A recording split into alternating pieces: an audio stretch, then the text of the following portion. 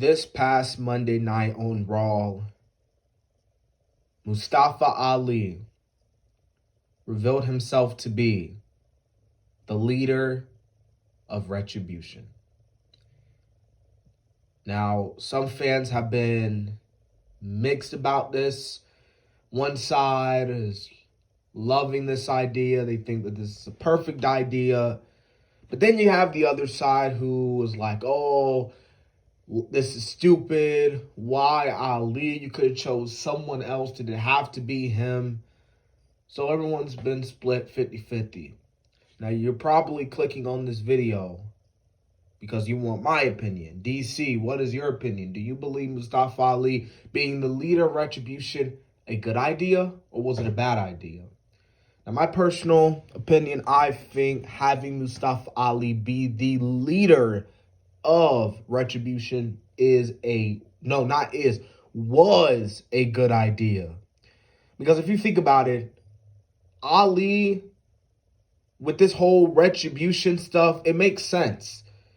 If you go back last year, WrestleMania, around the time WrestleMania 35 was going on, Mustafa Ali was supposed to get this big push. He was supposed to be the one to get in that WWE Championship match, not Kofi. He was supposed to be having his WrestleMania moment. But instead, he got injured, and that went to Kofi, and we all know what happened there. That was supposed to be Mustafa Ali, not Kofi. Mustafa Ali, who was an amazing talent, but has been getting tossed around like he is nothing. Tossed around like he's this jobber, this trash. Losing every single week on Monday Night Raw. Getting injured and then coming back from injury only to lose. It don't make sense, people. It don't make sense. So, this is good for Mustafa Ali because you built Mustafa Ali up as potentially a big star. You know? I've said in the past, the WWE has a problem. One of their biggest problems is their inability to create new stars. And I think with this Retribution, you can build Mustafa Ali up.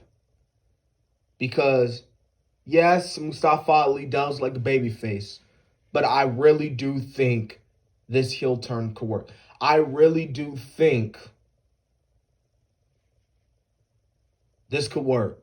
So that is my opinion on the Mustafa Ali being revealed as the leader. I love it, and prayerfully, hopefully, when Mustafa Ali does go in on why he's the leader of the Retribution, I really do hope that this does tie into the hacker gimmick, because it should. You know what I mean? That way we won't know that the hacker gimmick was just a pointless thing that was supposed to happen, but it didn't happen. You know what I mean? So at least we'll know that, okay, so they had this hacker gimmick for a reason.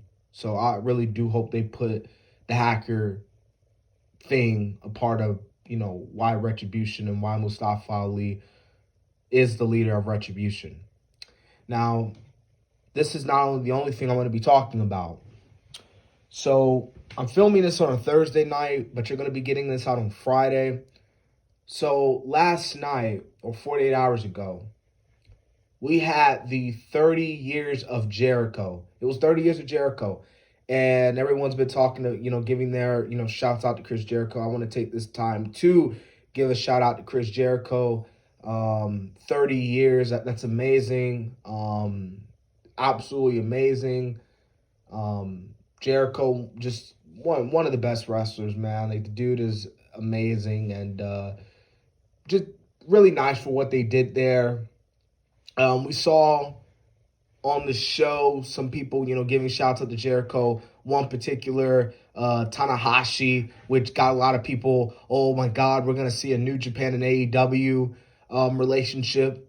And if we do, well then, that'll be cool. I wouldn't mind seeing a New Japan and AEW alliance, in my opinion.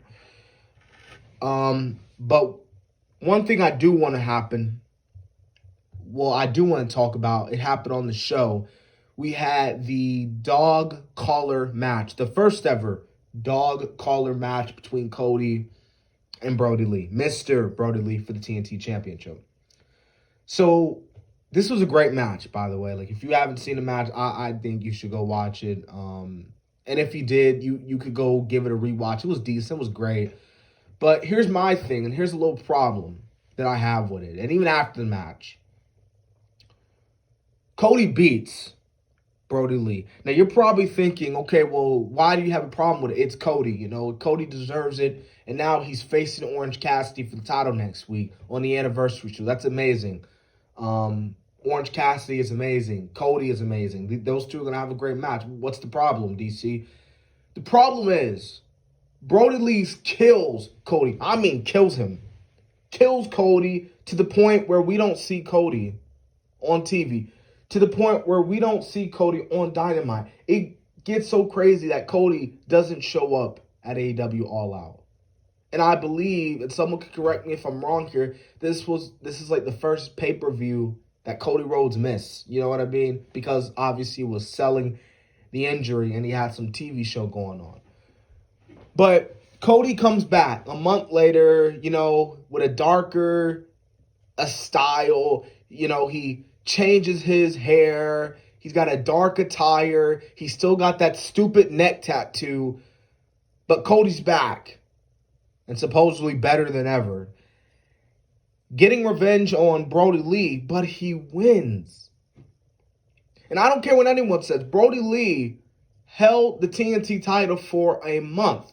Don't you think it would have made sense that he held it a little bit longer, in my opinion?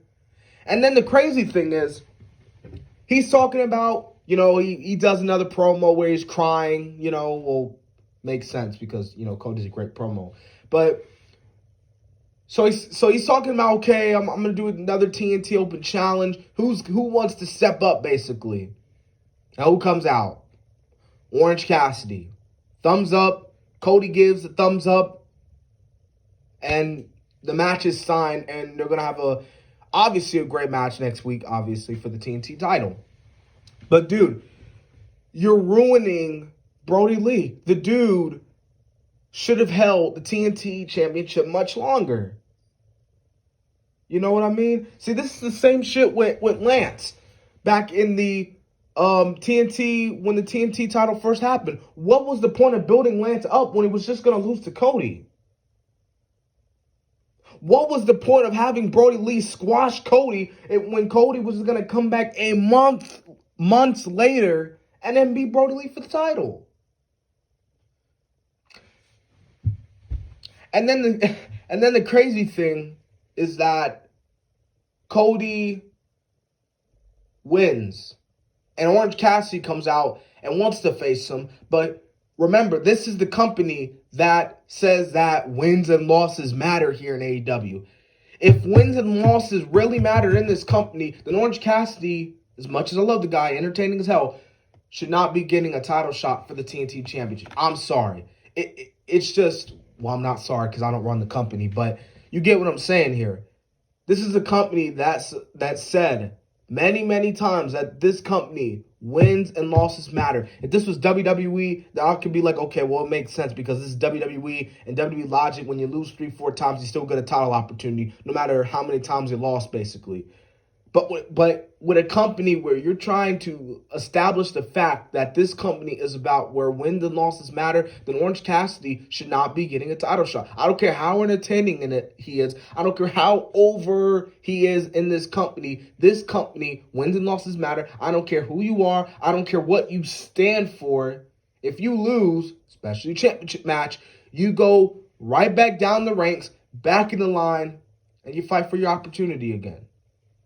So that's my take on, you know, Cody, you know, winning the TNT belt. And if you think about it, well, in my personal opinion, Cody winning, in my opinion, kind of hurt Brodie a little bit. You know what I mean? Brodie could have went on, like I said, a little bit more reign. You know what I mean? But Cody was like, no, I got to take the title. I don't know. So yeah, that's my take. I'm just giving y'all my opinion. If you're happy Cody won, absolutely, I'm happy for you. But my personal opinion, I just think Cody winning last night was the wrong call, and I think Cody probably shouldn't have waited a little either longer to come back. Who knows? So yeah. So anyway, y'all, I'm gonna make a video Saturday though, talking about Lance Archer and Jon Moxley, the anniversary show. Why I believe Lance needs to win.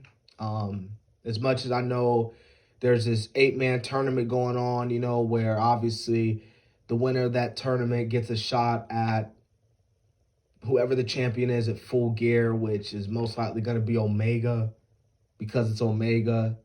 And then Omega versus Moxley, a rematch from last year's Full Gear Lights Out main event match, which was amazing. I don't care when anyone says that. Lights Out match is still one of my favorite matches in AEW, even though it didn't really count as a win-loss record. But you get what I'm saying here. So that's the next video I'm going to be coming out with. And I might be making another video for Sunday. I don't know what it is. Who knows what it could be. So, yeah.